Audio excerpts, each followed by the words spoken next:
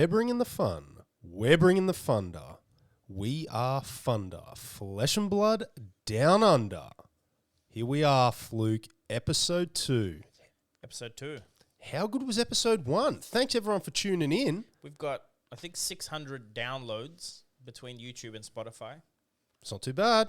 200 subs. Actually, we hit 201 just before hitting record, which is kind of cool. Thanks, everyone. Yeah, appreciate it, everyone, for coming on board. This is, we're going to be releasing podcasts on the weekly on this channel. For sure. Via YouTube and Spotify. We will. The audio will be better this episode too, guys. We knew we just actually, our real audio was echoey, so we had to use backup audio that was low. It'll be much better this week. Yeah, it will be. And, you know, outside of this, where can people find you, Fluke? Fluke and Box on YouTube, Twitter, Facebook, and you?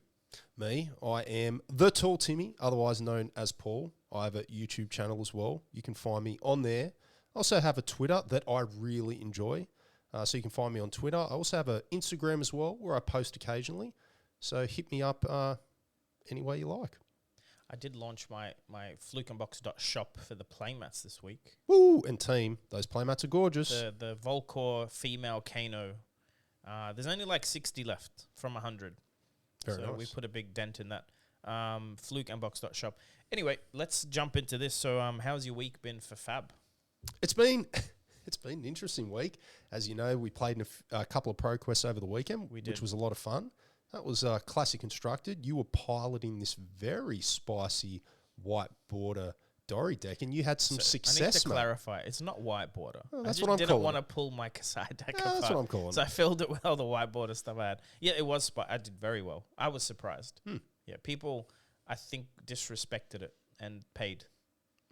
Maybe people have just forgotten how to play against Dory. They just didn't. Look, I got lucky. Didn't have to face my worst enemies, which are like Prism and Oldham. Those would have been harder. But everyone else that wanted to race, I was just happy to race. And they paid for it. Classic Battles has given you a great card, hasn't it? Look, let's keep that secret till I win a Pro Quest. Okay. But if you saw the photos on my Twitter, you would have seen one of the photos. I think Dawnblade had like 4 counters on it. 4. I got to 6 this week. 6. Yeah. 6 is not beatable, let me tell you now. I don't as long as I keep a card in hand at the end of the game and just pitch to swing for 9. I don't even think 3 is beatable. 1 for 9. What are you going to block me with 3 cards every turn? It's over. Did you top 8'd once or no? We came very close. I was 8th by like a fraction and he was 9th by a fraction. Also, we don't even know because there was a mess up with reporting. Someone put me in as a win when I lost, but then forgot about it. And we played 1 or 2 more rounds after that. I swear I didn't misreport, but it could have ended different. The thing to know about that team is, remember, it does matter, but the way the system works is it checks what rounds you win, what rounds you lose. That's how it has your baseline resistance. Then it checks who you lose against before it checks who you win against. So if your losses are against people that go undefeated, that will bubble you up. It's slightly better than losing to someone who, is bad seed. Correct. And when.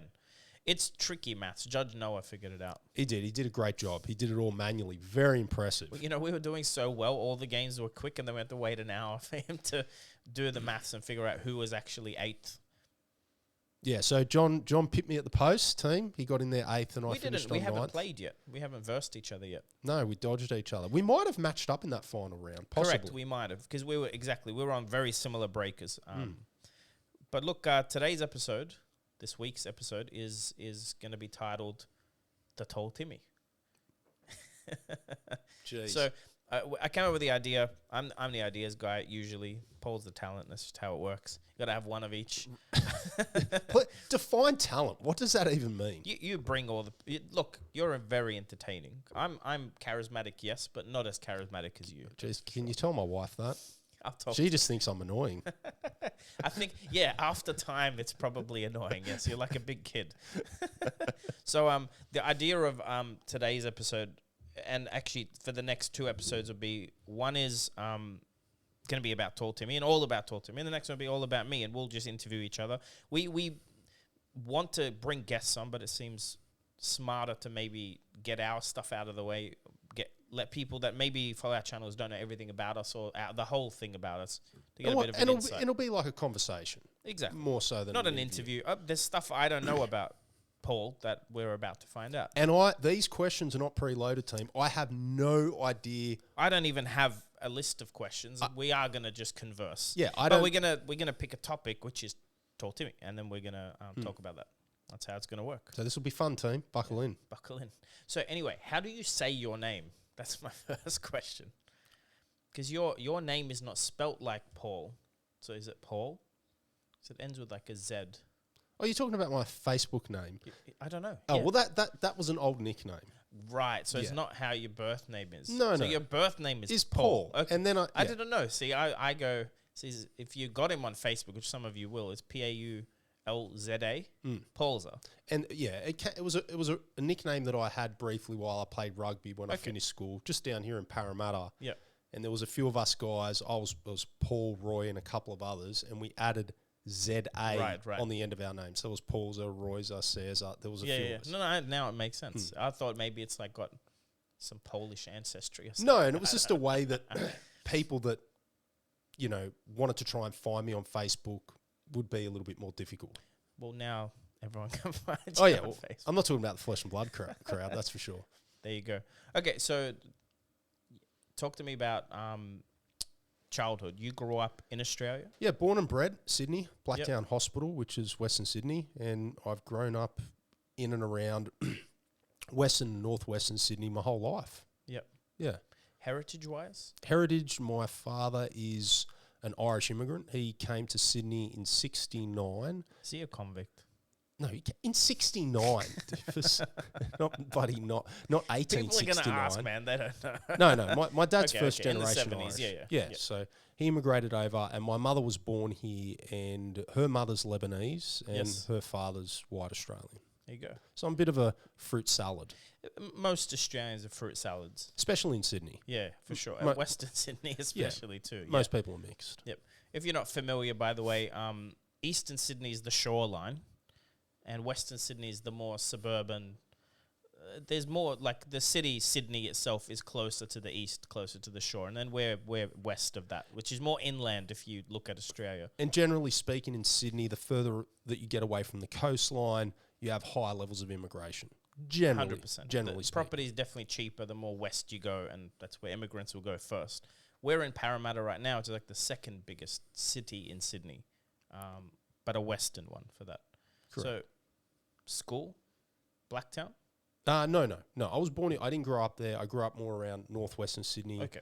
around Winston Hills, then to Castle Hill. Yeah. And so went to, I don't know if people are familiar, Oak Hill College. It's a De La Salle Catholic school. Father being Irish, obviously, grew up in a Catholic home, and went to high school there. So experience, I guess you could say. Played a lot of sport in the second half of high school, rugby particularly. Yep. And that's what I did for my schooling. Okay. Were you any good? At what? Rugby. I was okay. I was okay. I was above average. Like I played first 15, which was like the top team in the school. Yep.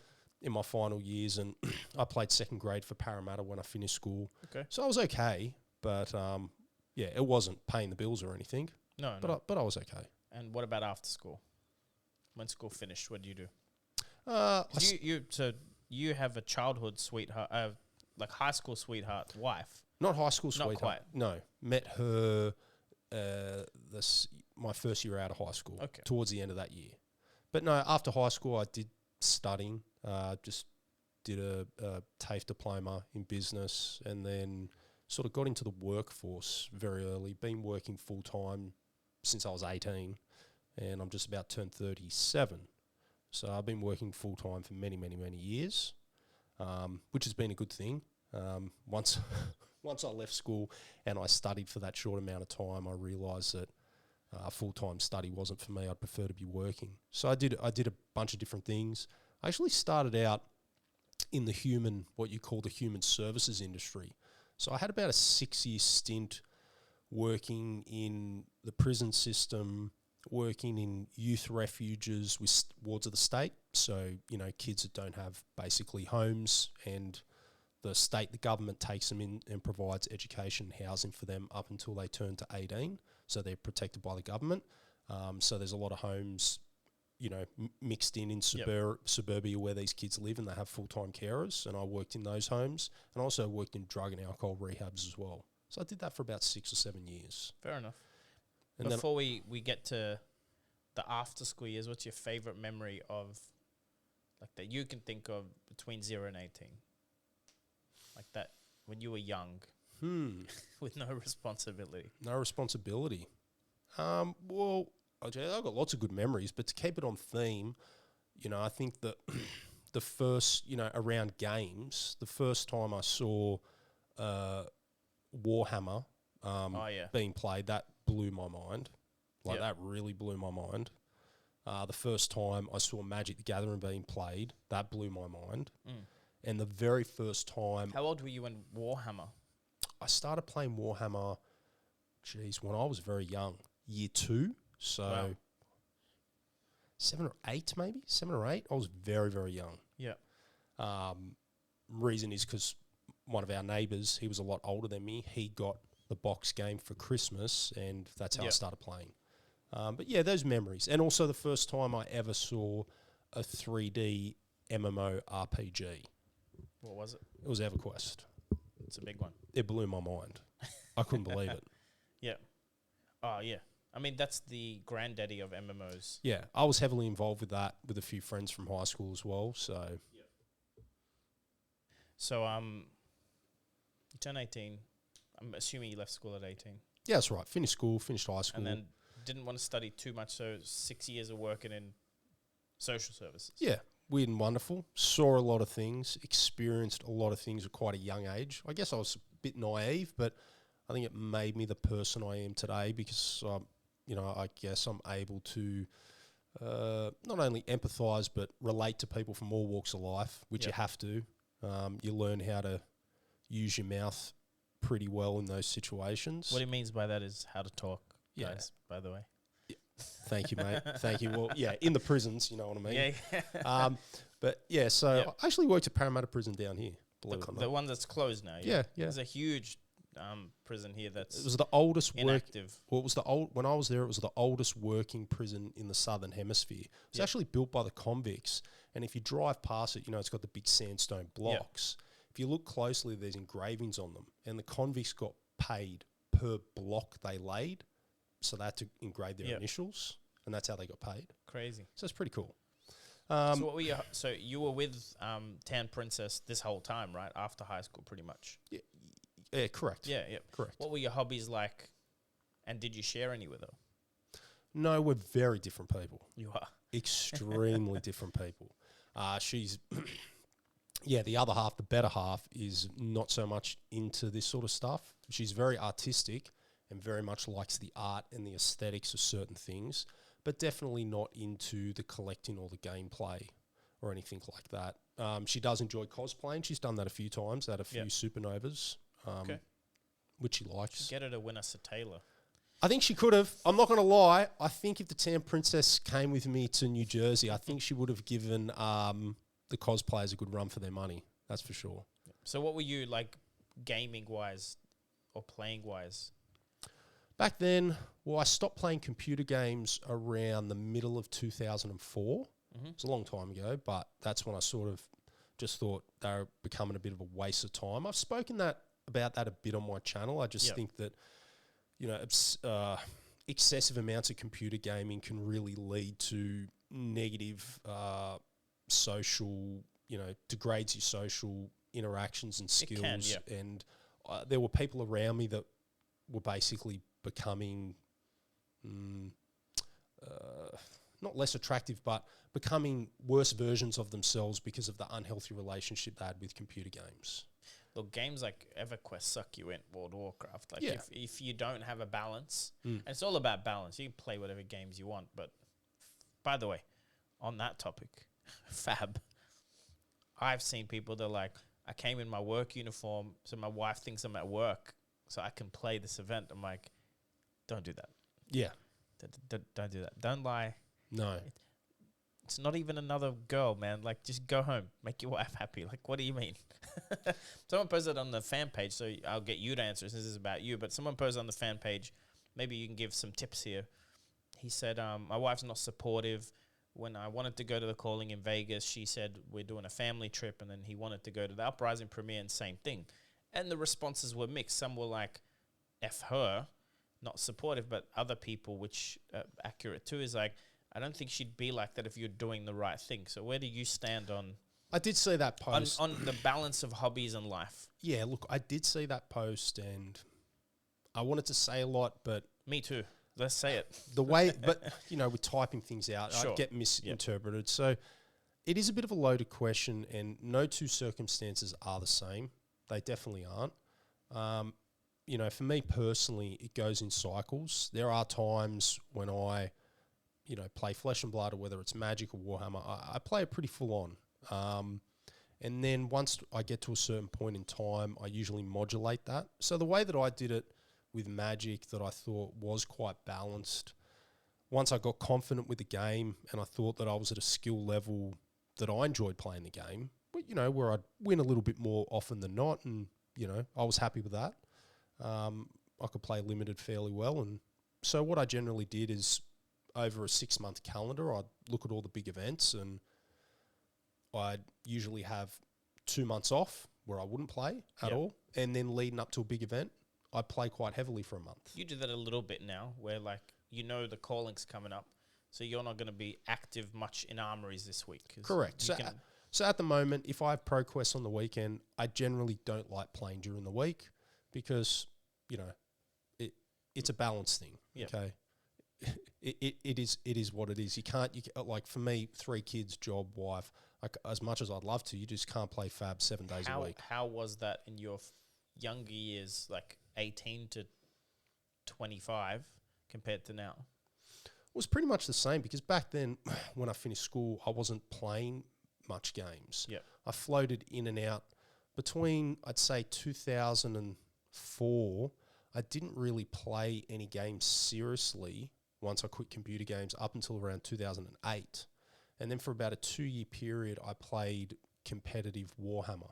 There was a real renaissance period with Warhammer. They called it the Golden Age of Warhammer. It was like 6th edition through to 7th edition. Then it kind of died off at 8th edition.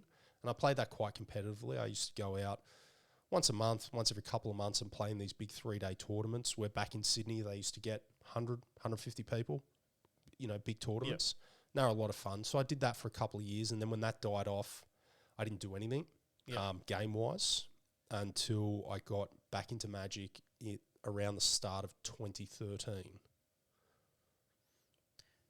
How old were you when you had your son? He's the oldest, right? He's the oldest. So that was in 2008. I was 23. So how old's your son? He turns 14 in October. Man, my son is December, so your son is barely older than mine. That's right. That's right. You beat me to it. What were you? So you were 20. No, your son's older. Yeah. If it's October. Yeah. Yeah, so mine's December. So you were 21 when you had your son, or 20, 21? Yeah. Okay. My age, yes. I was younger, yeah. Yeah. I got married very young, but that's another episode. It is another episode. So you've got 3 kids. You've got your son. Yep. Who so far isn't super active. He's sometimes recorded videos for you, but... I think he's done one video. He's not as interested. He's not interested. He does his own thing. My son's a real artsy, muso type kid. He's very much into modern history and the abstract. He loves his computer games as well. Absolutely loves them. I wouldn't say he's definitely a lot more introverted than me. Yep. But he's a lot more creative, a lot more artistic than I am. And he's very, very musical. He's quite an accomplished classical guitar player and piano. He's quite good at that. But yeah, he's not into filming or playing Flesh and Blood or anything like that. Not yet. So he goes by the name of Timmy Jr. And then next we have our middle daughter. She goes by the moniker of Princess Spike. She is definitely the heart and soul behind the Tall Timmy channel. She must film 95% of my videos. She does the lighting, sets up the props, comes up with ideas sometimes, gets really involved, loves it, sorts out my cards, and she's going to be there with me at the Uprising premiere and calling. And With a custom jersey. With a custom jersey. We're getting a Princess Spike hoodie made for her, thanks to Darren for making the logo. And she's great. She's so excited. She really wanted to come to Jersey, but her mum was probably right that I wouldn't be able to keep my eye on her for the whole time. So It would have been hard. yeah. So this is a bit of a test run. We're gonna be staying in town for a couple of nights, and she's gonna be spending the weekend with me in the city, and we're gonna be hanging out and doing all things flesh and blood. So it'll be good too, because she's very keen to take photos and film and do a lot of that over the weekend. She's got a really good eye for the camera and for taking photos. So that's Princess Spike, and she has been on a couple of videos on the Tall Timmy channel. And then we have the youngest, the tomboy. She's a handful, team, I'm telling you. And that is Queen Johnny. And she just turns 9 in a couple of days, and she is full of energy. Gets it from you. Probably. Yeah, she can't sit still. Yep. So they're the Munchkins. They're the Munchkins. Mm-hmm. You're 36. Yep. When's your birthday? 1 month? Yeah, in June, a couple of weeks away. Oh, there you go. We should do a happy birthday stream. Yeah, that'd be cool. So you were in social services. When did you start your current job? Because you've been in it for a while, I believe. Yeah, I'm in telecommunications now. I've been in it for approximately coming up to 13 years. So yeah, I did a complete industry switch in my, I think I was like 23, 24, and just by chance, I did a switch. Started off as a technician, actually on the tools, installing and maintaining network, head-end equipment, transmission equipment. I know most people probably don't know what that is, kind of irrelevant. And then, just stayed in that and moved into auditing and people management and managing projects, and been with quite a large company for the whole time. Been there for about coming up to 13 years, and it's a good gig, and they take care of me, and I enjoy it for the most part. Fair. Magic. So you got into magic. How old were you? Ooh, I was very young. You're in and out. Yeah, I went in and out of magic just once. So I got into it very young, basically through sports cards. You remember the Michael Jordan days, the Shaquille O'Neal days, the basketball golden era. Back then, there was a basketball card shop pretty much in every strip mall in Sydney, okay? And my local card store, where I went to buy my Magic cards, I saw Magic the Gathering being played there. And I was like, what the hell's this? What year was this? It was, I don't know exactly year, someone could probably look it up. It was before 5th edition came out. So Warhammer. No, Magic. Magic. Okay. So it was in between 4th and 5th edition. Yep. That around that era. So it's quite early. Sure. Quite not super early, but still very early. So I basically saw it being played there, gave up the basketball cards, and just went ham into Magic. I was ham into Magic right up until the basketball card and sport card market tanked, completely bottomed out. All those card stores closed. Only, I think, maybe two remained in Sydney, card stores. All the rest bottomed out. And that was my local store, and it bottomed out. I was very, very young. I think I was still in primary school. Yep. And I basically had no one to play with. And back then it was the Wild West. Like, there was no modern, standard Type 1, Type 2. There were no sleeves. There was no format. There was no deck limit. I'd sit down and play one-on-one with you, or I'd sit on a table with 10 people and play every man for themselves. And we'd play a 3-hour game. Yeah. Like, it was fun. It was just complete, utter fun. I'd trade away my bloody Lion's Eye diamonds for fireballs. All I wanted to do was, shoot fire at your face. Yep. And do crazy things. Timmy. Yeah, pretty much. Play haste creatures, play flying creatures. I like blue-red. Like, I played a lot of blue-red decks back then. I also had a mono-black deck. And, yeah, it was a lot of fun. It was really good fun. So that's when I saw that. And then I had that hiatus probably around 16 years until we ended up in around 2013. Okay. So, yeah, it would have been about from 97 probably when I stopped Magic, and then got back into it in 2013. And it's 2022. Yes. Why not Magic? Look, Magic was just heading into a direction that I didn't like. Now, there were people that I knew that were very close to Wizards that saw the signs around 2015. Because remember, I think Watsy Wizards of the Coast was bought out by Hasbro, I think around 2010. Yep. Now, when a big, massive, giant company buys out a smaller company, they don't transform the smaller company overnight. No. They'd write up like a 5 to 10 year plan. And that's essentially what they did with Magic. So over time, they enacted a plan that was more profitable for their shareholders, okay, and which, in my belief, led to a worse experience for a huge segment of their player base, which I was. Yeah. And I guess I stopped really playing Magic, I'd say around like the end of 2018. Start of 2019, end of 2018. Okay. Yeah. It just, yeah, there was so much about the game that I loved that they killed. They went digital with Arena. They killed off pro play, Planeswalker points. They kept rejigging set releases. They pumped up Commander at the expense of the other formats, I believed. And they just went in a different direction that I wasn't happy with. That, the core values of Magic that I liked, all about the gathering and the really robust, organised play environment, which is probably a pain in the ass to run for a multinational company. They had a lot of scandals with their judge program, and there was a lot going on, okay? Very hard to manage, and they went for the more profitable version that was a lot easier to run. So I don't fault them for that. And for Commander players, it might be great, but it's not for me. Yeah. Okay? For me, it's like I almost treat Flesh and Blood or Magic like a pseudo sport. Like you get up on a Saturday morning, you get ready, you get your deck ready, you have your breakfast, you hop in your car, you drive to an unknown place or maybe a different store that's not your local LGS, you see some of your own teammates and you see some not so familiar faces. You interact with people, you meet people, you win some, you lose some, you commiserate, you share celebrations and losses with your friends, and then you have maybe a meal after the game like you would traditionally in a sport game. It gets you out of the house. You have conversations and meet people and do it. It's the gathering, Flesh and blood. It's playing in the flesh and blood. And Magic walked away from that. I'm sorry, you can't get that. Sorry to keep blabbering on about, but you can't get that experience playing Thursday night Commander with the same 4 people in your kitchen.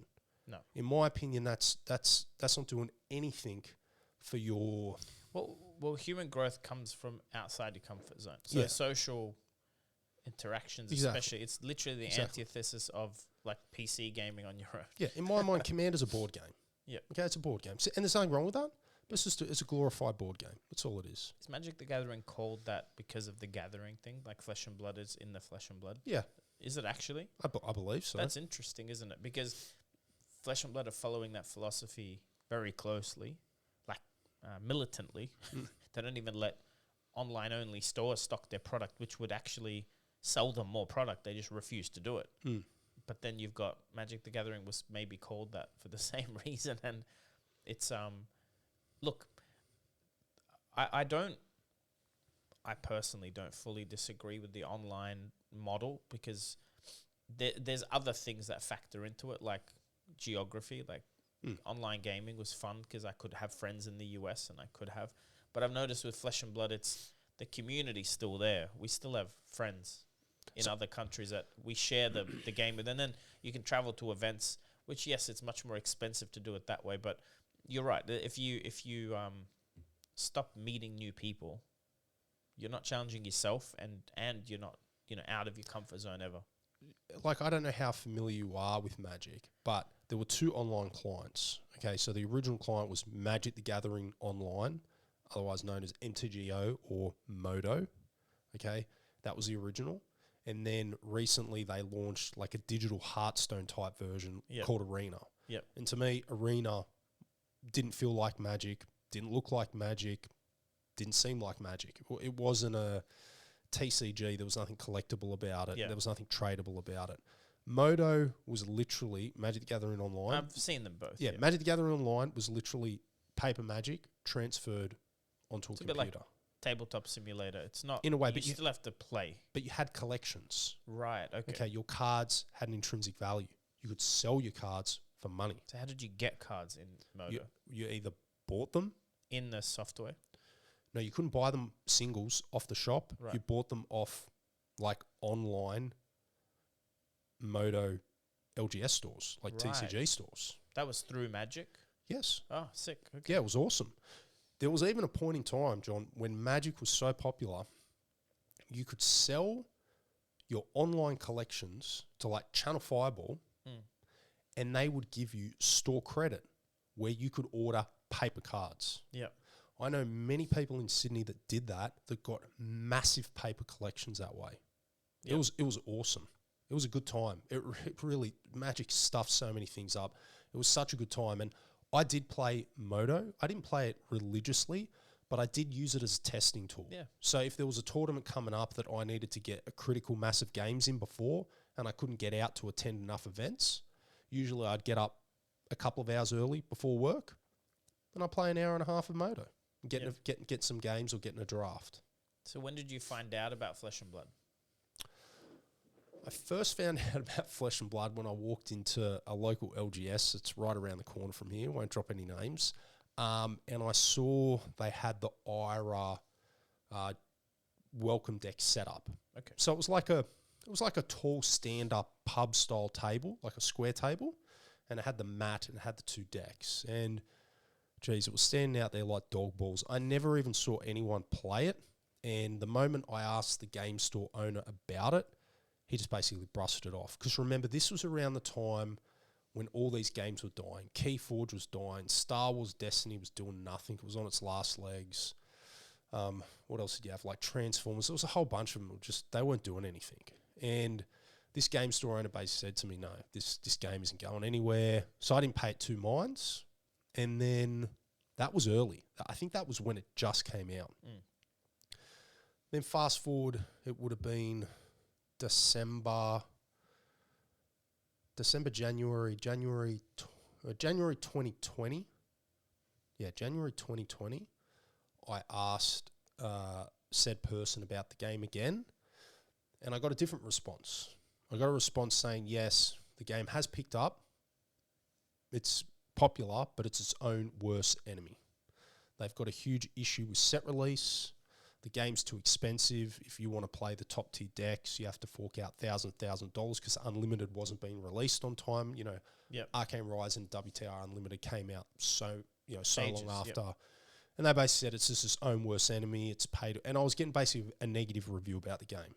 So again, I thought to myself, no, squash it. And then fast forward to about the start of May. 2021. So nearly a year ago. So I revisited it again. Yeah. And that's when I saw the game. I saw a Facebook post about their OP system. Okay. You know, the pyramid? Yeah. And I looked at that and I go, wow, this looks really amazing. So I watched a bunch of YouTube. I did some research on their site, thought about it, and I thought, hang on a sec. I think this thing's legit. Maybe it is legit. And that's what sold me. And that's when I got into it. I didn't know anyone in the game. No one. I was the first one out of my circle of friends to get into the game. All the Team Salt chat people, Magic players, they all came in because I dragged them kicking and screaming, basically. I didn't know anyone. It was the first person I messaged, I probably told this story before, was Hayden. Yeah. I went on the Facebook Sydney Flesh and Blood page and I saw that a couple of active posts with this guy called Hayden. I didn't know who he was at the time. I didn't know he was a podcast person. I had no idea. I just thought, oh, this guy seems active. New Zealand's biggest Flesh and Blood channel. Yeah. I just thought this guy seems active. He knows what he's doing. I sent him a message. I said, hey, there's these pre-con blitz decks that I'm told is a good place to start. What deck do you recommend for a new player? And he said Bolton or Prism. And I went with Bolton, and the rest is history. And then my first armory I played at was down here at the Cube. Yep. And I played that pre-con Bolton deck. And then my second armory I played at was at RC Crew Games. Yep. And then I played 2.5 weeks of Flesh and Blood. I played nearly every single day armories with my Bolton pre-con deck, and I actually won 2 armories with it. And then we went into a 4-month lockdown. Yeah. So that's what kicked off my YouTube channel basically, because I didn't want to play online and I didn't have a setup to play online, and I was in quarantine with 3 kids, and I just started that YouTube channel, and I thought, okay, well, instead of recording me going to vlogs, I'll just record myself talking about Flesh and Blood in my bedroom. And that's what I did. Those videos what got me into the game. I bought boxes to open during lockdown. I was like, hey, I should probably play the game. And I noticed that you were very local, you're very close to me. I was like, wait, I know Condor Park. I know, I know these places are within like a 20-minute drive. They were good times, and I just really that 2.5 weeks that I did play before we went into lockdown, the community was so awesome. Yep. Like, everyone was so helpful, so welcoming. It was so vibrant, and it reminded me of how Magic was around that 2013 to 2015, 16 kind of, era. It just had that energy, that buzz. And the game itself, the artwork, the game, just, I was playing the game and I was just like, this is incredible. It is a brilliant game. Every game that I played felt like it was mentally challenging me. And at the end of every game that I lost, I could sit back and think to myself, I'm sure there was something I could have done to win that game. Yeah. Where in Magic, you sometimes you could do that, but more often than not, you couldn't do that. You just lost because, matchup, luck, you got blown out, things like that.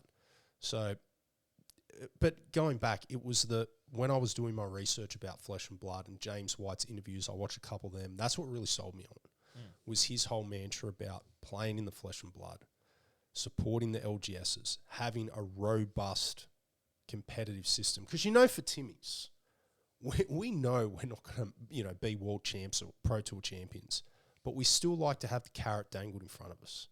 We still like to have something that we can. It's the same as sports. Exactly.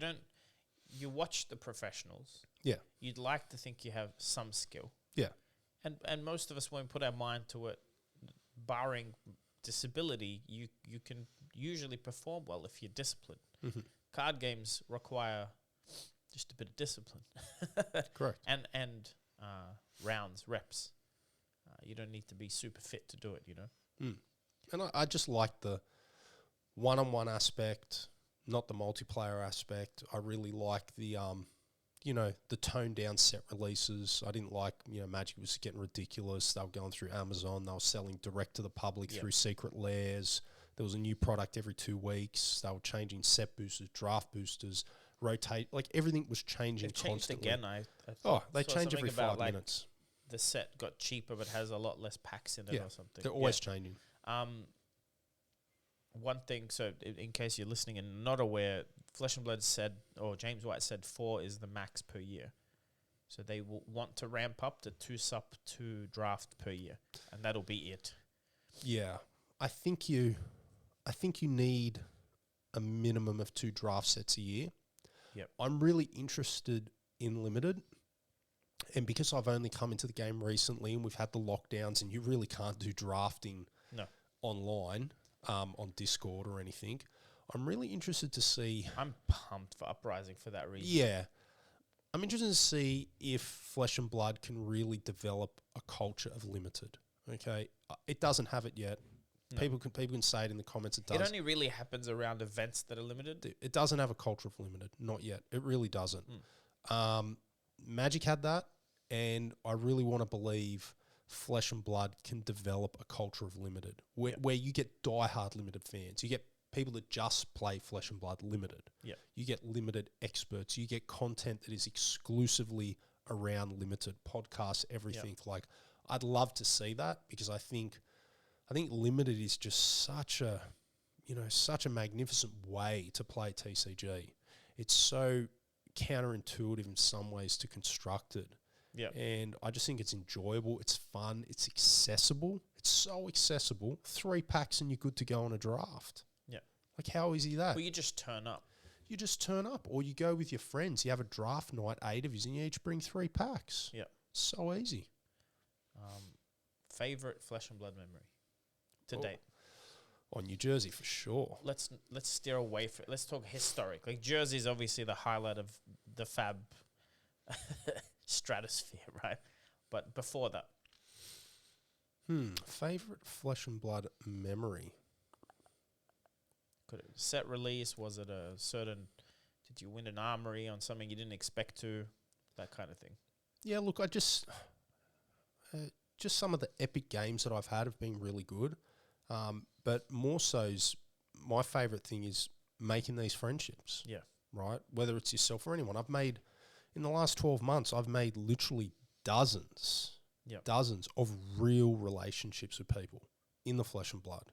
So that's my highlight. Like, I just don't want to say one specific thing, like, oh, I C-striked you for $1 million. You know, like, yeah, I love winning games with C-strike. I tell you what, it's the best feeling Double ever. C-strike. Oh, yeah, C-strike into C-strike. I've done that before. Yes. And so, you know, but yeah, it's just the relationships, the friendships you build. Yeah. I agree. My opinion, you know, I just don't think you can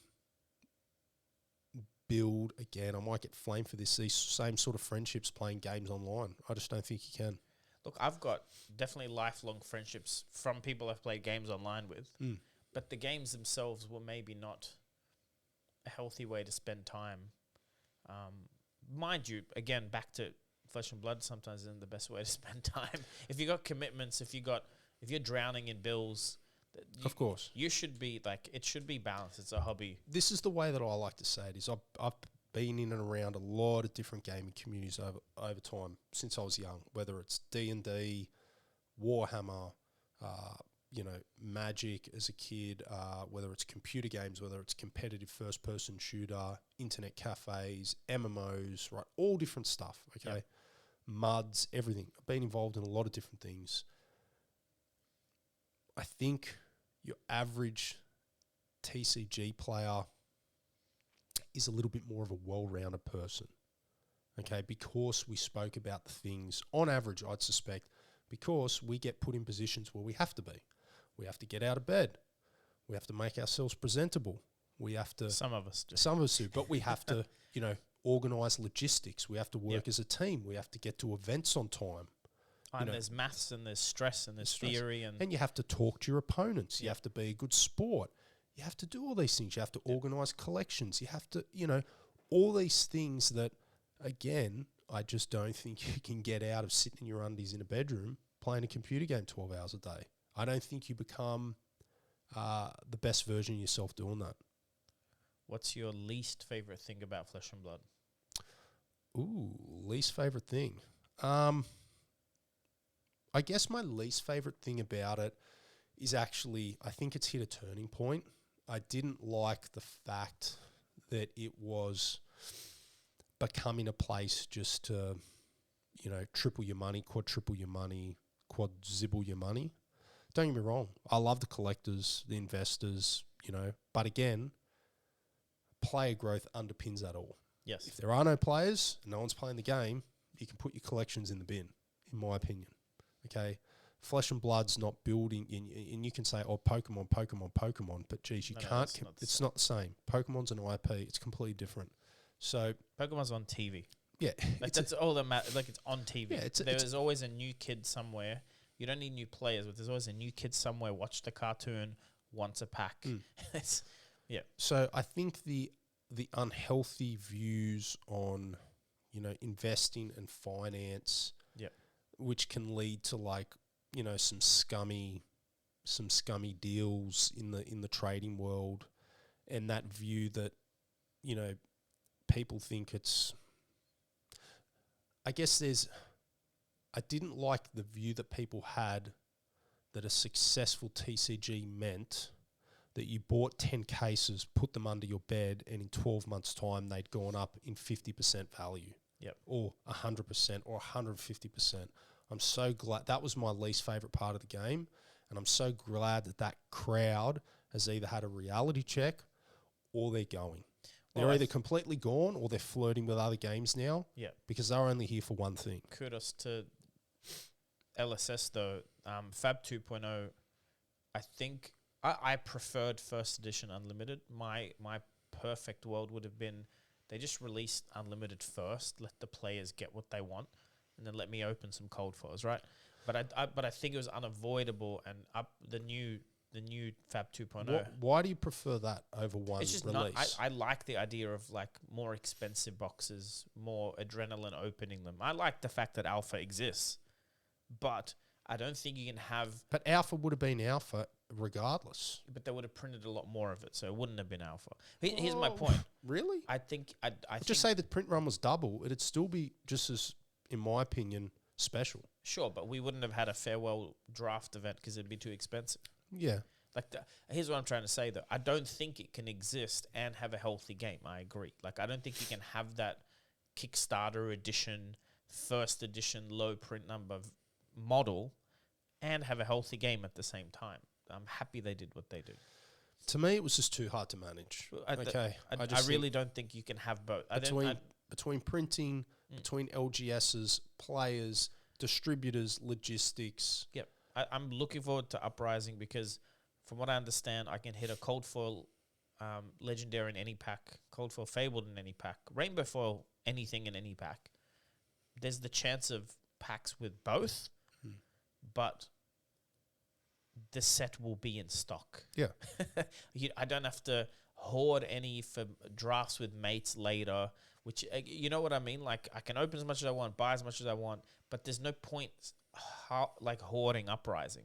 You know, I'm old-fashioned. I like the single set, single release. Yeah. I think it's much easier to It's definitely easier for manage. shops. Yeah. Definitely easier for shops. It's easier for everyone. I think also, you know, I'm just a big believer in things organically growing over time as demand increases. So you print Uprising as per the demand we have in 2022, right?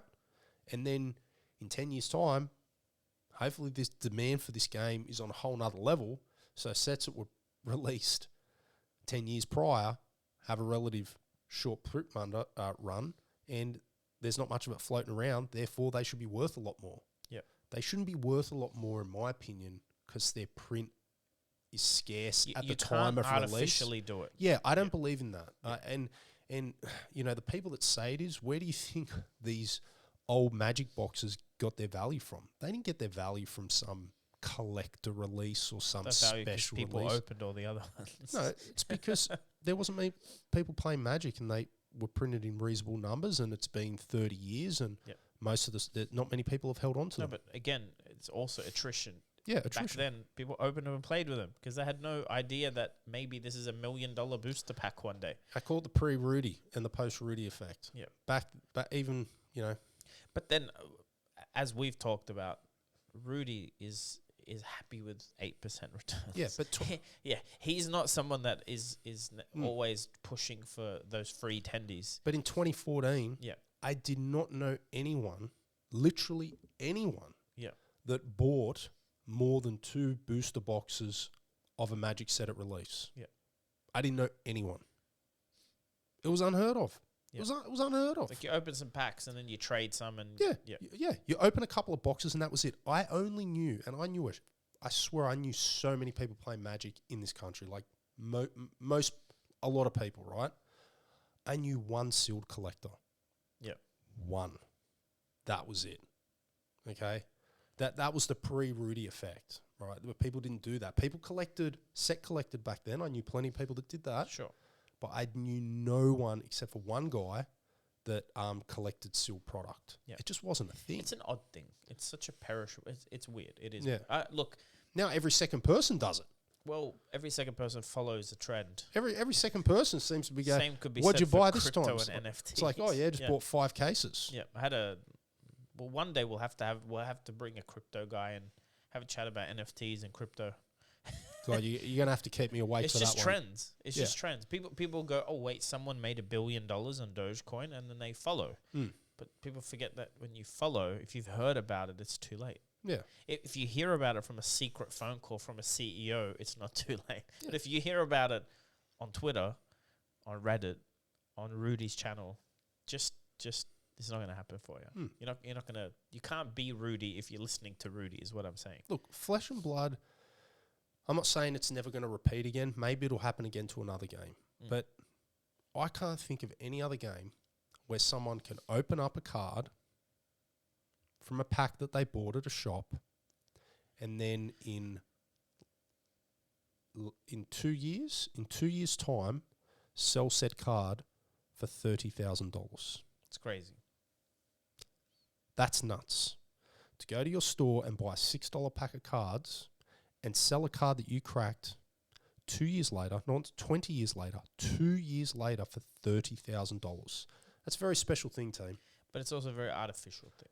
Yeah. Because it is unsubstantiated. Yeah. I don't know if we're ever going to see that again. We didn't see that in Magic. Black Lotuses weren't selling 2 years in for 30 grand. Okay. I think there was just a perfect cocktail of events. It was. COVID, people stuck at home. Yeah, brilliant game. You also had a good game, but also you did have a lot of disposable income. Yeah. That people would have usually been spending going out, watching movies, buying clothes, whatever they were doing with. A lot of people entered the card world. You had a lot of gamers also coming of age. Yep. Right, that had money.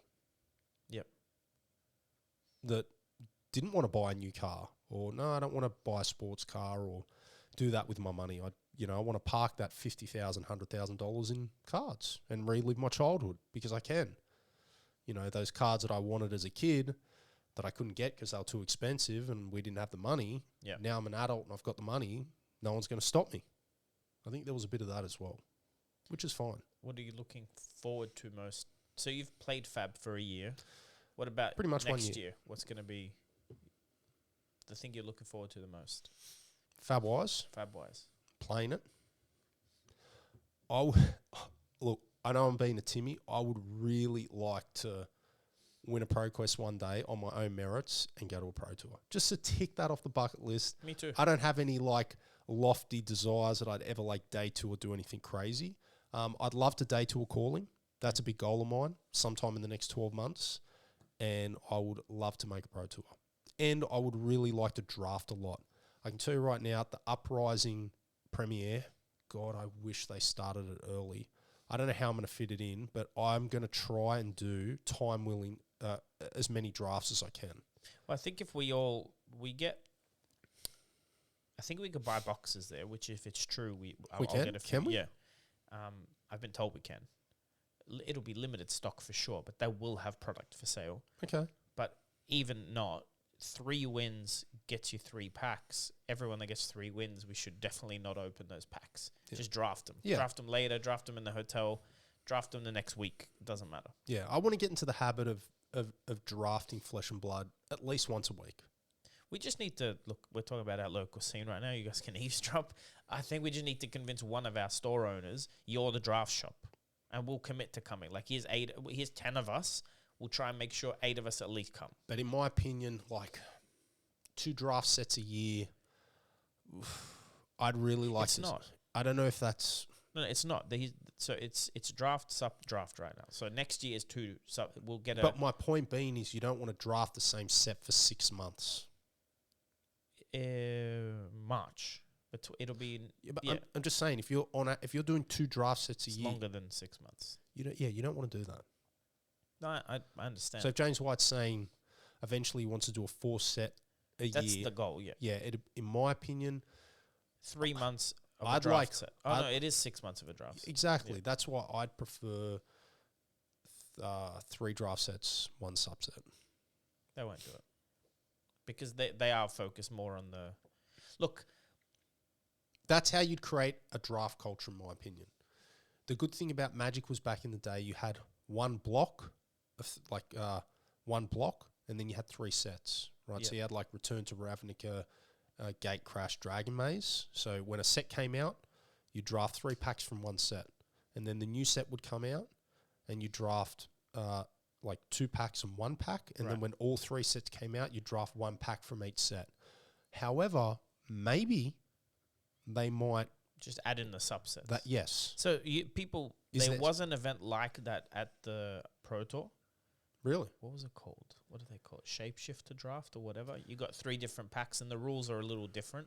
So you could play a Rune Blade with Kadachis or whatever. But it would be good if that became official.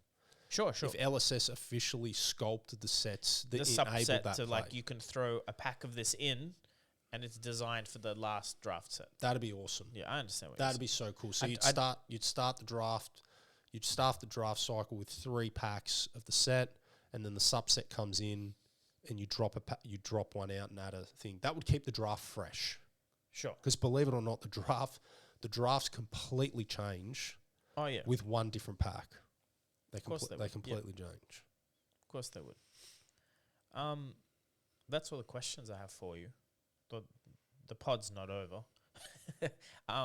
We just played a couple of Pro Quests.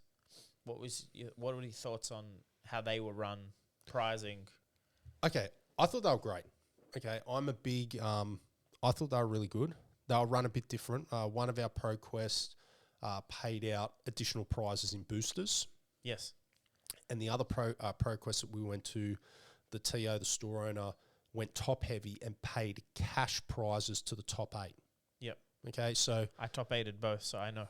yeah, so I don't mind either or. I like these Pro Quests being top heavy, and I had an interesting conversation with Nick Butcher. How are you, mate? We were sort of thinking. There's no way Nick watches this channel. Yeah, no. Where's Fab Score, Nick? Yeah, oh God. Yeah, come on, Nick. Please, mate, help us out.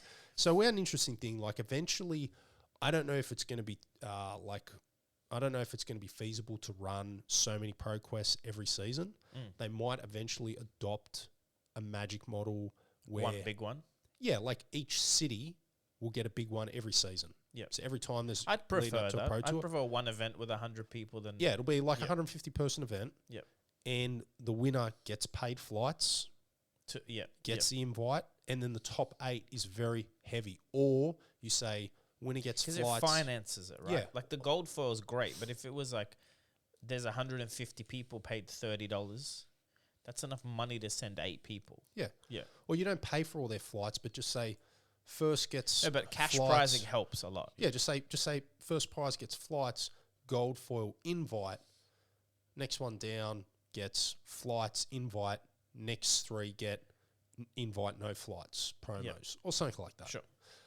But either way, so they will run really well. Look, we were umming and ahhing whether we were going to talk about this before the pod, but might as well speak about it. There were some interesting things that happened over the weekend at these Pro Quests. I don't want to go into specifics or names or anything like that because we respect our local community. We love our local community. Oh, no, and it wasn't like no rules were broken. No or anything. rules so were broken. We were a friend of ours got to the final table, so we were like vested in it. Yeah, like I don't even want to go in specifics of what round this happened or when it happened. Like you can look at my Twitter where I break it down a little bit. But essentially I think something, where do you stand on takesy backsies? Explain what a take back is. Someone asked me for one at that event. What is a take back? As in they missed a trigger or they blocked wrong or blocked with equipment they want to take back or pitched the wrong card. That's what I'm thinking where they want to change their decision. And by the way, I'm not talking about because they missed information on the board. It's usually like the other player, it's just a misplay. Yeah. Yeah. So what are your thoughts on that? Well, someone wanted one. Mm-hmm. Actually, 2 things happened. One player sort of asked me for a concede. A friend. I'm like, Ask you to concede? yeah. He said, I think you're in anyway, but I need to win this. And I go, man, like, I want to win that gold for. Like, I don't play like that. As in, if I'm playing to win, I'm playing to win. I would rather go undefeated than, like, concede and get my mate in. No, but I was trying because I knew the deck was good. Like, this wasn't me last season on Dory Sabres going 0-5. And I played the 5 rounds. Yeah. That's what people need to understand. I'll play if I'm losing. Yeah, same as But me. when I know the deck's good and it's my deck, let's try and win. That's why semi-final both. So someone asked me for a concede, like sheepishly. I don't play that game. I don't like it because it's still. Let me put it this way: it's a bit like when people in computer games smurf. They like jump on a brand new account and then demolish. What's that? So I've never heard of smurfing it. is when you're a pro player, let's say, but you jump into an account on a fake account and you play with all the low-ranked people. Right. It's a bit like spiking an event. Sure. But we're talking like, here's what I'm trying to say. If you and your team do things like that to get each other in the top 8. You're taking someone else's spot that might have earned it. I don't like doing it. Don't ask me. I actually find it to be against my moral compass, because you and I, you're 6-0, I'm 3-1. I need to go 4-1 to get in. If you concede to me, we both get in, but then someone in that chain won't get in. We should just go for whoever the best player is. If I win, I've earned it. If I didn't, why is someone that's not? What I'm trying to say is I don't think many people win events when their teammate concedes to get them in. Like, you already weren't playing at your best. Mm-hmm. So why go in? So anyway, take backsies. Same thing. Someone at the quarters goes, "Oh, I missed my tunic," and he reached to put the thing, and I go, "Whoa." And he goes, "Do you mind?" And I go, "Yeah, man, like there's a gold foil on the line. Like, I mind." Because, by the way, if I miss my tunic, I don't ask. And by the way, I'm able to ask and probably get to put it back. Trust me. Yeah. But I think, again, there's like a $2,000 gold foil on the line, or at least $2,000 worth of rewards, because the PTI is sellable too. Maybe not for ProQuest, but it could be. It could be. For some players, they can sell another invite. It's, to me, the same as you coming up and asking me to give you $2,000. I'm the same. Look, why, like, you're putting our friendship on the line, or you're not risking our friendship, but you're leveraging our friendship to see if I'll give you money. Yeah. We wouldn't be good friends if you did that to me too many times. Even in armories, as soon as I became comfortable with the game, Yeah. after the first few weeks, I stopped asking for takesy backsies. Yeah. I stopped. You should. In armories, if a new player asks me for one, I give it to them every day of the week. Same. I don't even hesitate. No, but again, I want the XP there's when a I'm in an difference. armory. I want the win rate. I Yeah. want the promos. But there's a difference between an armory and a ProQuest. big one. A big difference. And I just think, like the words you use, I think especially whether it's a top 8 in a ProQuest, we're not even talking round 1. No. And there's a lot on the line. I just think asking for takebacks you're not breaking the rules asking for them. No. And, spikes out there, some of them will try anything to win, but I just think it's in bad taste. I don't think it's very classy. And if you know that person is just a good person or new to the game or flustered, they might just be overwhelmed by it. And especially if someone, like you said, they go to change whatever they did while they assuming. So they don't sit back and go, "Oh, hey, I missed my tunic trigger. Is it okay if I do it?" They already go to move it, and why they're moving it, they ask. I'll give you an example. I don't like that at all. It doesn't sit well with me. It might even be a video on my channel. I watched the Ultimate Pit Fight finals at Pro Tour. It was the last day. Shout out to Arc Pietro, the Italian national champion, was there. He did it correctly, and I think his teammate, the opponent, responded well. Pietro literally sat back, body language. He goes, "Oh, I thought that was a 3, but it was a 4." So he said, "I thought that was a 3. Do you mind if I put my tunic in as well?" He literally said it that way. He said, "Do you mind if I block with my tunic as well?" And he explained that he misread the board. The opponent, this was like towards the end, the opponent was like, "Look, man, you've already declared blocks. How about we roll for it, odds evens," right? And they did it. There's a gold foil on the table. That explains why Pietro asked the way he did, because he's being polite. Now, he's stuffed up, but I don't mind someone asking like that, where they go, "Do you mind?" And then don't take offense when the answer is no, because it is 100% up to the person you're asking. But to be honest, it's always better not to ask.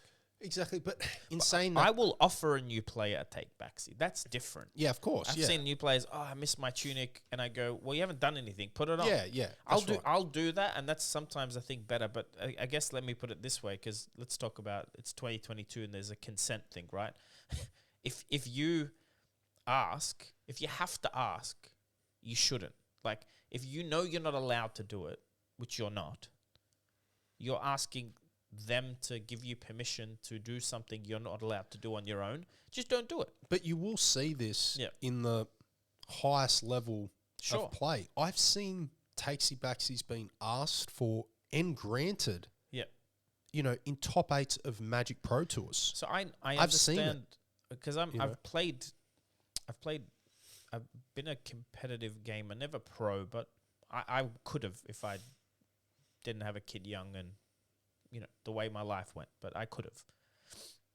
I understand the mentality of me not wanting to win that way. That's why I'd let you have it. Like if this is more ego driven and I'm going, no, I'm not beating you from you making a mistake. Take it back. But that's the same if you watch a boxing match and the boxer will step back because the guy slipped when he could have hit him. It's that kind of thing. But you're still allowed to hit him and he shouldn't have slipped. Like it's... Here's my counter argument to that. If you're rocking up to a Pro Quest with a deck that you've never piloted, but you know the deck's hot shit, you need to run the risk of fucking up with that deck. Yeah. If you're going to play sloppy with that deck, but you're going to high roll people, you're going to steamroll people because it's a good deck, well, you live by the sword, you die by the sword. You've picked a meta deck for the first time. If you're going to fumble through it, that's your bad beats for picking. That's the risk that you're taking playing that deck on a whim because you know it's good. You pick up that new deck, you make mistakes, you wear those mistakes. Yeah. That's the point of taking a new deck. That's how other people are going to get advantage of you. They are better at their deck. Exactly. And the scenario we're talking about was similar to that. It was. And if who knows how many times that player asked for takesy backsies throughout the day. Could have asked for dozens of them. Yeah. I don't know. So it's... No, look, I think we both agree. I don't like it. It's allowed, but I think it is one of those, again, it's one of those, it's like asking your mate to loan you money. In every scenario, try to never do that. Just don't do it. Like, if you got to borrow money, go to a bank. It's not emotional. You'll pay them back. Don't put your friendship on the table. Don't leverage. I'm not saying like they will stop being your friend. You shouldn't leverage and by the way, most of these people aren't like, it's not even friends that are asking. It's like, because it's a game. But it's like, but when there's like money on the line. Like I had the friend offer to concede against me in the Pro Quest. Yeah. If you know that, just in the last round. I won't take it. And I said, no. I think you need to win. I ended up beating him and he's still top 8 anyway. Came in third, but it, No, like I said, if you start manipulating that stuff. And by the way, like I know Hayden Dale does it. I know Nick Butcher does it. I know lots of people do it. A lot of pro teams do it. Hear me out.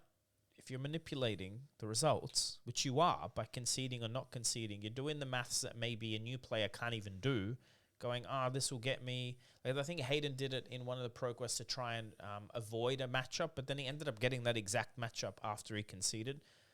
I don't like it.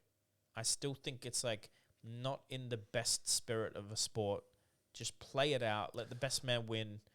Rather than you trying to carry a teammate in who was maybe not going to make it.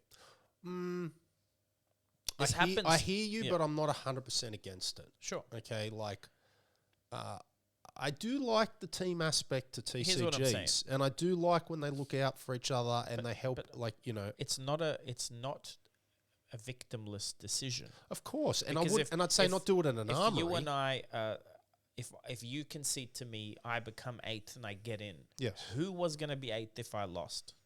Someone else. That's right. Why are you taking the chance away from them just because because we're teammates and can do the maths on the thing, now has cost someone their top 8 spot. That's what I'm saying. You shouldn't do that. Win the game. Win the damn game. Yeah. If you're not good enough to win, don't win. Now, am I going to not talk to you or like shame you? Like I just mentioned Hayden. I don't care that he does it. It's a part of the card game. I'm saying me personally, philosophically, I don't like it. Yeah, look. Because there is someone that loses. Like there is a victim possibly by you making that decision. Here's what I say. I hear what you say, and it's valid, right? I can't discount everything you're saying. For me, it's situational. I'd hate to see that at an armory. Okay, you know what I mean? I'd hate to see teams rocking up to armories, protecting the cold falls from everyone else. I'd hate to see that. It's not a team game. Yeah, I know.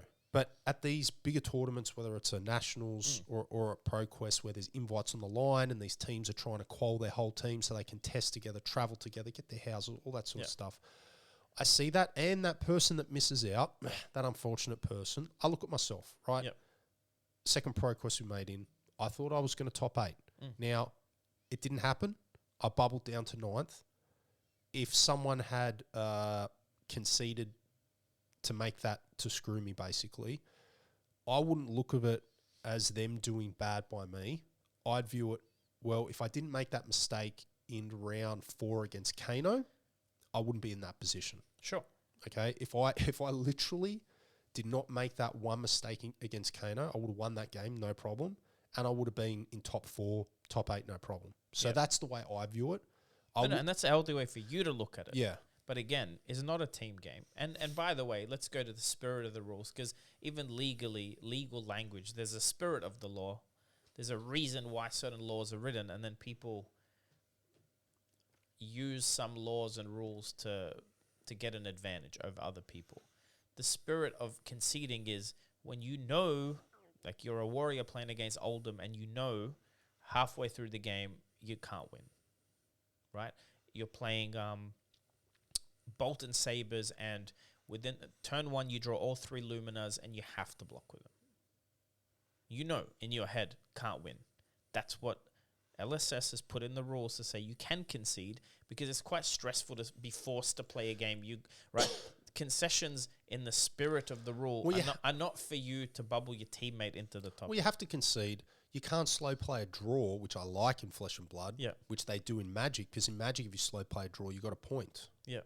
So there's no point slow playing a draw in Flesh and Blood, because you both lose. But they didn't put concessions in. I guarantee you, if you talk to Chris or Alan or James White, when they wrote the rules, that's just a side effect of the rules that people can use it. And a judge can't do anything, because a judge there's nothing wrong happening. You're allowed to concede.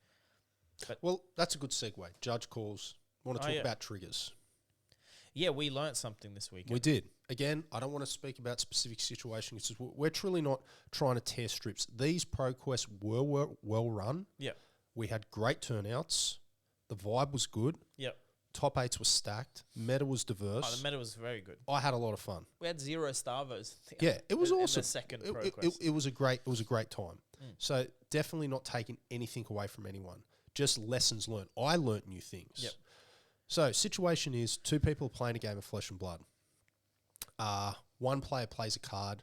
There's a trigger which is a advantageous trigger. Okay, it was a beneficial trigger. They would have benefited. But it's a board state trigger. Like, it's not like Tunic where it's at the start of the turn, no one has priority, That's right. And if you miss it, it's on you. Correct. This is like we should both be aware of what just happened. Correct. So both players missed the trigger.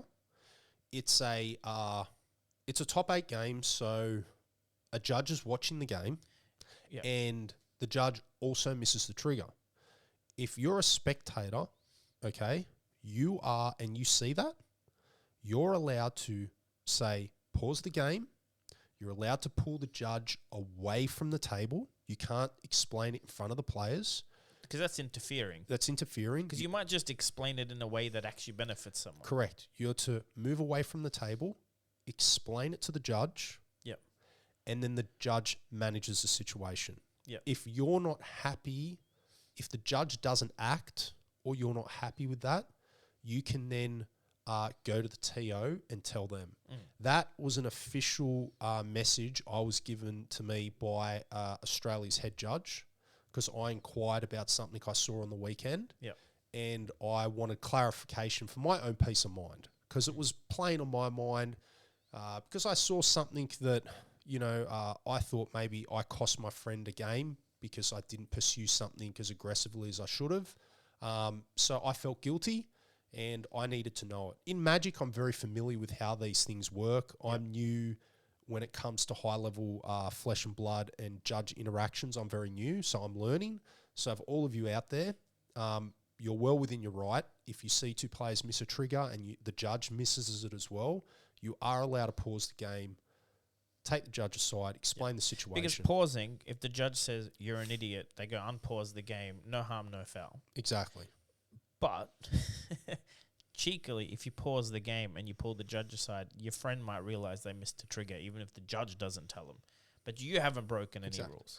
And the judge might not allow that trigger to resolve. Who knows what the ruling is going to be? At one of my side events in Pro Tour, someone played Potion of Luck with a bounty which means you get 5 seismics. But where he put them was like on his gloves with 5 on it, right? Then he played his turn, and he pitched the full cost of the attack. And I'm like, he has 5 seismics, but whatever. I'm not going to tell him the seismics popped because it's disadvantageous to me. He realized that after declaring the attack, called the judge. The judge gave me the choice. Correct. I gave you the choice. No, but not to. So this is actually what happened. The attack was out, and he'd already pitched for it, so the attack's been paid for. The judge wouldn't let him, but this was someone that tried to scoop them back up, and I'm like, whoa, you can't just scoop up cards out of your pitch zone. You've declared them. The judge said, that's going to stand as the board state is. I got to choose whether those, because the way it had pitched, he could have over-pitched that way too. Yep. So he didn't actually misplay. He just had 3 more floating or 2 more floating or whatever. So judge said, I got to pick if those seismics have popped this turn or not. I said no. I let him keep 5 seismics to the next turn. But same as with our mutual friend, what I told him privately was, you fucked up. Yeah. Don't miss your triggers.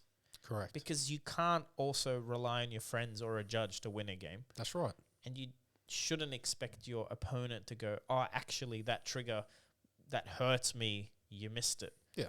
Especially in the, whenever high stakes, whenever there's top 8s or better. But now you can pause the game at least, which is I think just use that very sparingly if you're going to do it. But again, if it's like a finals match or something and you're like, it's not fair for someone to, the fatigue kicks in and stuff. Yeah. At least pause and tell the judge, because the bigger ones here would be something like damage was miscalculated. That's a much bigger one. So if they go take 4 and it's take 6, you should pause the game. Because it really feels bad to go home and go, oh shit, like that had a +2 from something else from there's things in the game. This rounds of me and stuff where it resolves the turn before, like attacks have -1 next turn, then people put it in the graveyard and forget. That's the type of stuff I'd pause the game over and go, judge, like this guy.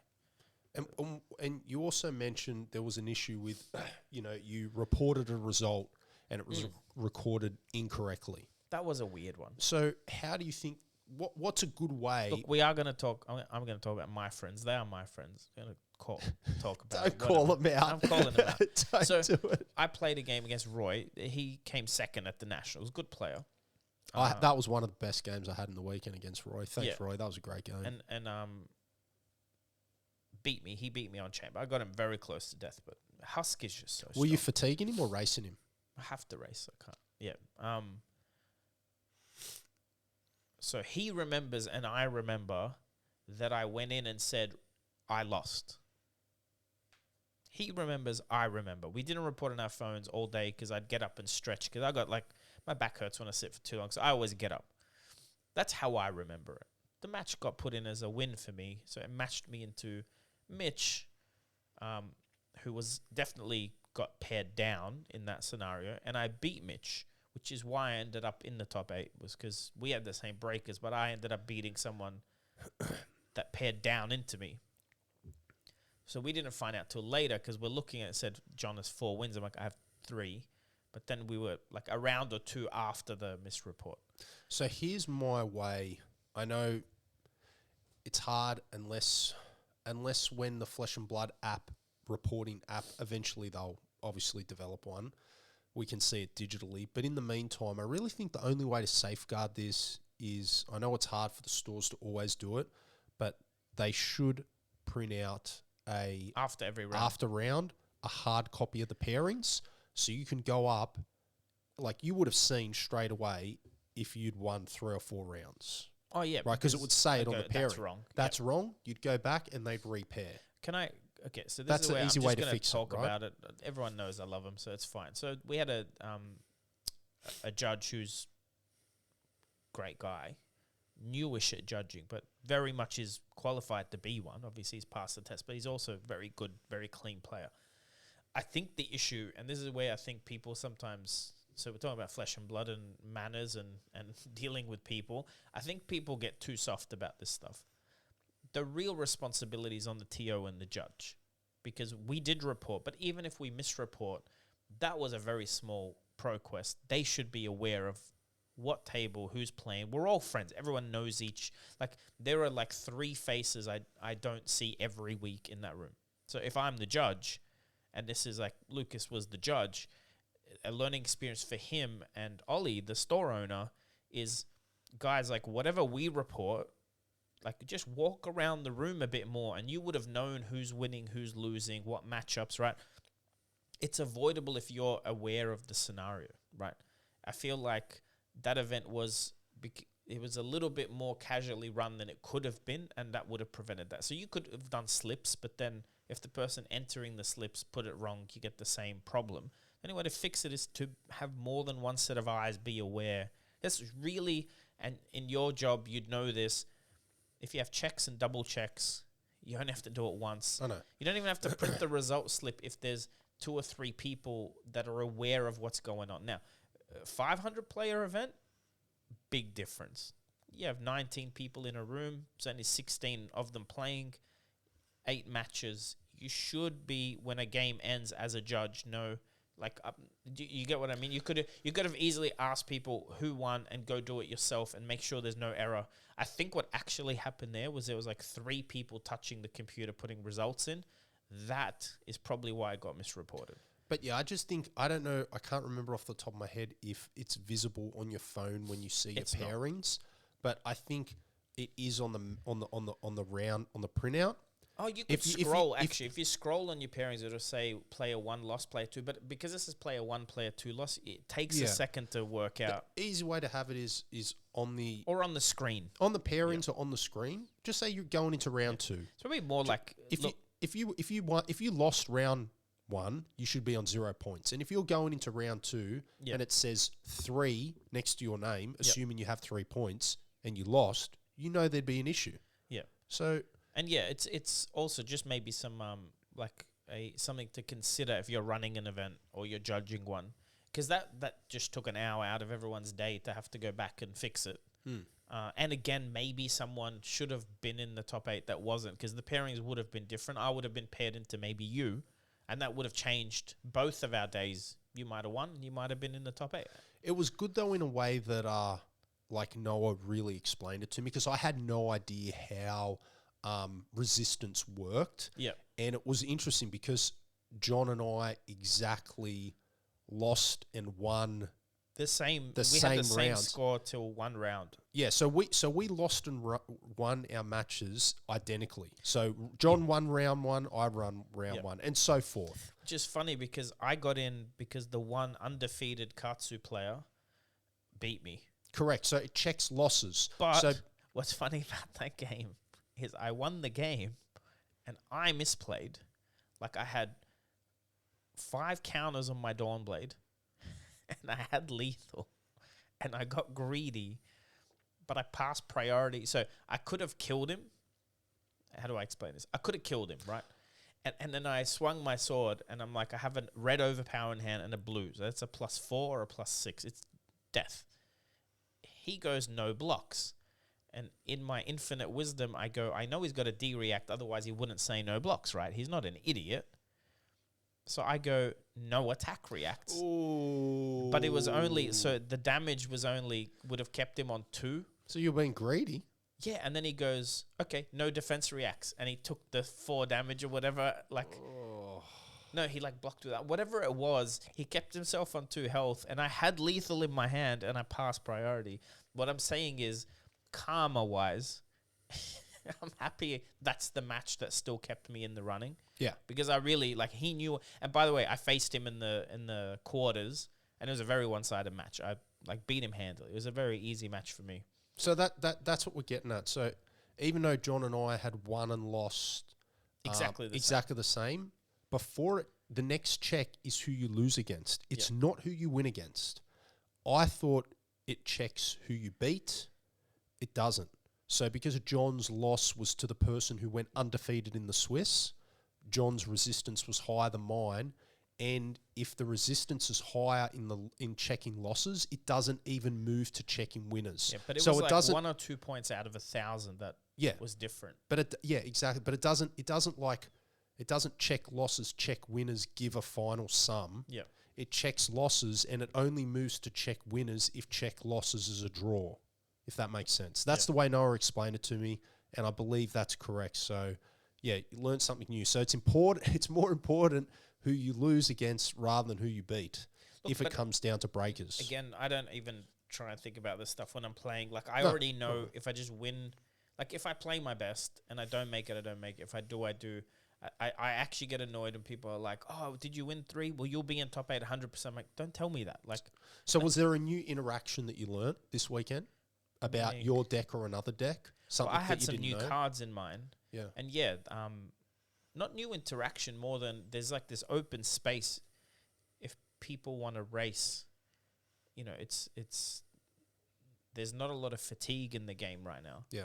And the 2 worst matchups I have weren't in either of the fields that we played in.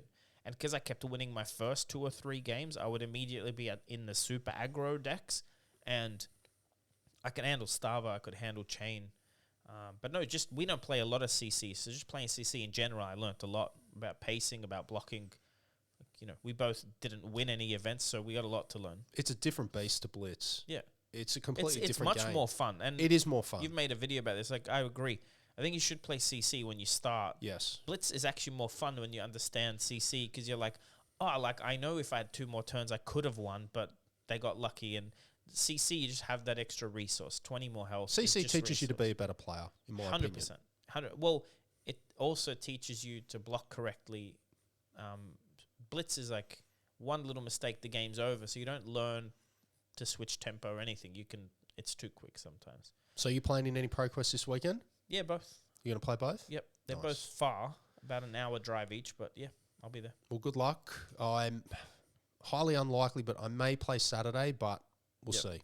That's fine. We're all looking forward to so world premiere 90% sold, which I assume means it'll sell in hours or days now. Because do you want to tell us about your team? Reveal what decks you're going to play for World Opera? Why would I tell you that? Next week? Next week's pod? Oh, come on, John. Jeez. Next week. How about next 100%. Week? Yeah. We'll get into it. Yeah, we'll talk about it next week. What else is happening this week? That's it, I think. Yeah, a couple more Pro Quests. Spoilers. Spoilers are coming next week. Let's talk about that. We had a phone call with James White. We did. And not one of those fake ones, calm down, actually. So James White said he would try and come to the Sydney Calling. So I personally, especially out of courtesy to our teammates for the calling, said, guys, replace me and replace Paul, because if James White comes, we can't. This was a hard conversation to have. Let's be serious. Yeah, but we had it before James White actually confirmed the trip, because I didn't want to tell them last minute, right? And I also didn't want to test with them and know their decks and then ditch them, right? We'd already started testing, my team and I. But there was some, not hurt feelings, but people were like, oh, okay, I got to find a teammate. There's like the whole politics of it, We stuffed them around a little bit. A little bit. Yeah. But anyway, so James said, look, guys, I'll try and look after you for the spoiler season. And we made a phone call. Anyway, we got some juicy stuff coming. He took care of us. So both of our spoilers are on the 7th. So for those of you in Australia watching, on the 7th at around 2 p.m. on this channel, you're going to get some stuff related to the spoilers. And then that's exactly when we're allowed to spoil the cards. But also on our individual channels, or may not have recorded our conversation with James White. We obviously did. The second thing, most important thing is each of us have a spoiler card that drops on the 7th. So roughly 3 p.m. in Australia, you can watch that on our individual channels. Those of you international, it's roughly 1 a.m. EDT. Is that Eastern Daylight Time? I think that's what I mean. EDT is, if you type that in Google, 7th of June, 1 a.m. EDT is when you should see our spoilers on both our individual channels. But look, you'll see them everywhere anyway, but honestly, tune in to Thunder. That's going to be one of the highlights of our spoilers, is that phone call with James White. You wouldn't want to miss it. Yeah, it was good fun. And that'll drop at 12 a.m. EDT. So an hour before we post our spoilers, there'll be a little bit of a pre-spoiler spoiler, which you won't want to miss. I'm just telling, I think mine's the biggest. Mine's better. Yours is better, but mine's bigger. I think mine's better than most people's. Mine's bigger. That's all that matters. Mine's bigger. You're a tall man. I believe you. Yeah. What can I? It's Look, okay. It's not guys, the biggest. It's the second biggest In It's Flesh big. and Blood's history, Yeah, it's it's the big. second biggest. Well, but then who knows what's in the set? I'm hyped. Hyped the draft, hyped sealed, the uprising premiere, the calling, then having a new set to draft. Oh, I can't wait The to new draft. meta, double the wizards, double the ninjas, double the illusionists now. So we'll talk about next week. We'll talk a lot.